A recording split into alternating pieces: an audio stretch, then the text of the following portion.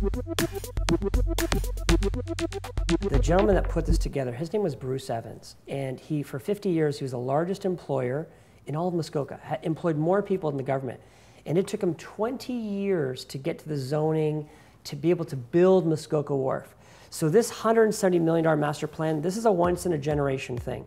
If I cut a tree down, I'd be going to jail right now. I mean, Muskoka makes, you can't be more anti-development than Muskoka. So there will never be another Muskoka Wharf. I know that for sure.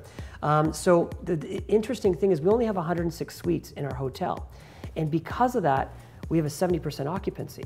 So what happens is every year the revenues keep increasing 15% because supply and demand. There's so much demand, so little supply. I'll give you an example. Look at Collingwood.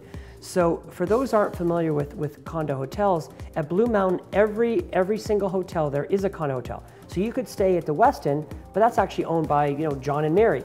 So even though you don't necessarily know it's a condo hotel, we've all stayed in many condo hotels that are owned by private investors, but we didn't know it. But the challenge with Collingwood is there's 1,200 suites. So they can't get the same dollars per night or the same occupancy rates that Muskoka does because we have 106 suites on the biggest lake in Muskoka, 90 minutes from Toronto, versus in Collingwood where you've got competing every night with 1,200 other suites. Wow. And there's really no issues in terms of they can keep building more. So Skyline just introduced, they're going to add another 1,000 units. So that supply keeps coming. And again, for an investor, it's hard to make money because you don't have that same issue. Muskoka is very different. Very little inventory, and that's why the prices are insane.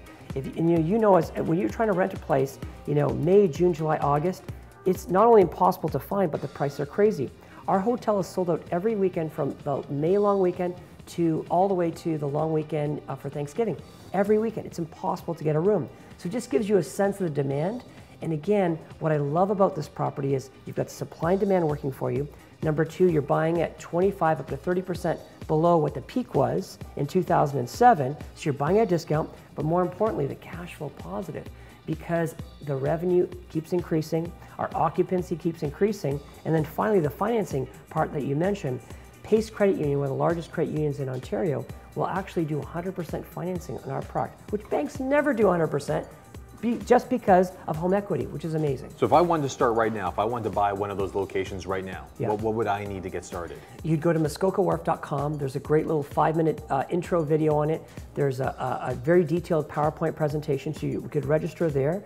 And what's really terrific about what we've done in Muskoka Wharf is we actually take you to a live inventory page. You can actually see the revenue, the income, the taxes of every single unit, and you join one of our webinars, which we get into more detail. And every weekend we'll be arranging some private showings at the property. And what would I have to cut? What do I need to part with? So back to the original question, which was if I had 100 grand line of credit, what's the minimum I can cut into getting a part of this deal? You'd pay 35% down because it's a commercial zoning.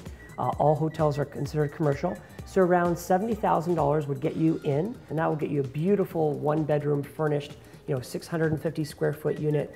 Just stunning. Granite counters, stainless steel appliances, granite in the bathroom, beautiful units.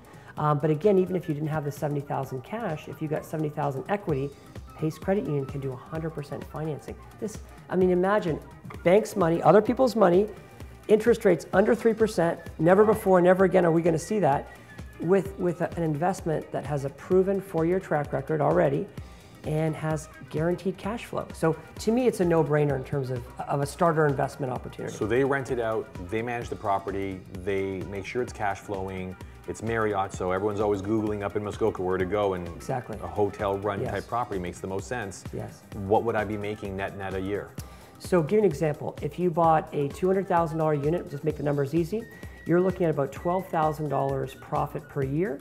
And if you were to finance that, let's say you put 100% financing, none of your own money, it would still carry itself.